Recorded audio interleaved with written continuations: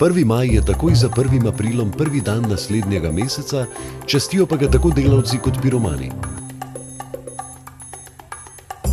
1. maj rojen na slovenskih tleh je bil Maj Zalokar, sin matere Julije in očeta Avgustina. Slovel je kot izreden tekač na dolge proge.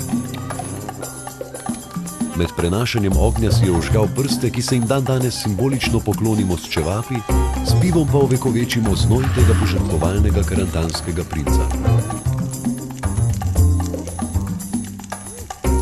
Na ta dan se zakuri gromozanski kres, ob katerem cvrčijo čevapčiči, včasih pa so mu rekli grmada, na katerem so cvrčali intelektualci in drugače misleči posamezniki ter njihove hrenovke.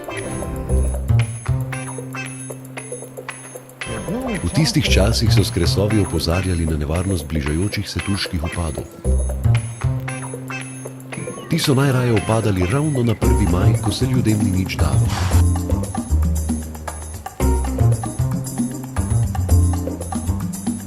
No, pa naj bodo Rimljani ali Turki, važno je, da se ga lahko nadevamo do milih jeter in drug dan ne rabimo v službo.